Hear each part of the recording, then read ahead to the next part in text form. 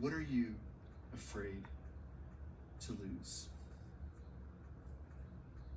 Ron, I don't know if Ron, I think you're here for service. You just come on up, Ron. Ron is my friend, and I love him. And we didn't know if he was going to be here today or not, so we actually recorded a video. But I did see him here, so I wanted you guys to see Ron. And we're going to close today's service with Ron's story. And he's not going to do a lot of talking. I just wanted you guys to see him. This dude right here, give it up for Ron. Love Ron. And I love this guy. You're going to hear him for 3 minutes, so I'm not going to have you do any talking, but I'm doing this honestly more for him. We're having a pastor-friend moment here.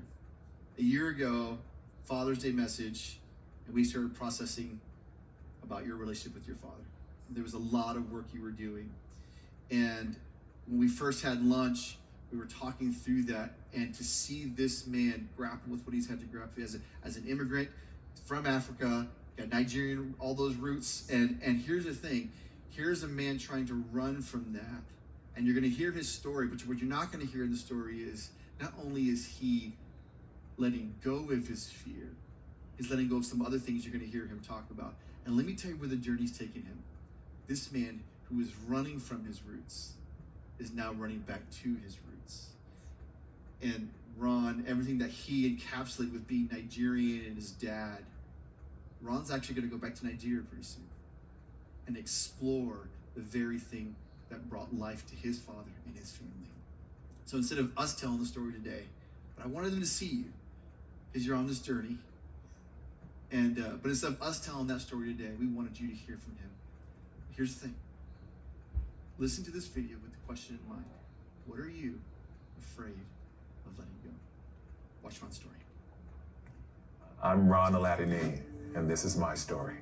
My mom left my dad when I was 2 years old, so I didn't know much of my dad till I was 13. My father found me in Nigeria, and I moved with him for a year in New York City from 13 to 14. And it was a tough year. I was a mischievous kid, and he didn't understand how to deal with me. At the same time, I was dealing with hurts. He was dealing with hurts. When I left him at 14, I didn't speak to him again until I was 35 or 36. We both had resentments that we couldn't get over. We had these years that were tough for 10 years or so. My stepmom reaches out to me and asks me if I would come to New Jersey and just to have a conversation with him. And initially I was resistant to the idea. One of the things that I find is God is always working on me to humble myself and to let go of my ego.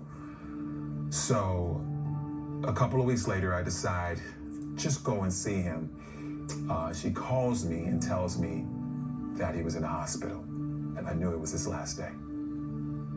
The moment I lost him, it's as if my whole world changed and my perspective of him changed. In doing that, I decided to write a letter to him, asking for his forgiveness, letting him know that I forgave him, and letting him know that he will always have an impact on my life and my daughter's life. I was blessed enough to be able to put that letter in his casket. I had to take really hard looks at myself, at my relationships, and with my walk with God. All the things that I held against him,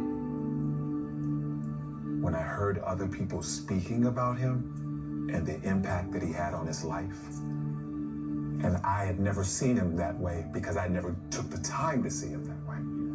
That was a blessing. None of us are perfect. None of us have the solution to all of the world's problems. What we have is the ability to learn from our mistakes and take every moment and every day and approach it with gratitude and approach it with a new lease on life. It changed the dynamic of the relationships I have with the people around me. One of my prayers that I do every single day is saying, Lord, how can I be of service to you today? How can you best use me to be the best man that I can be?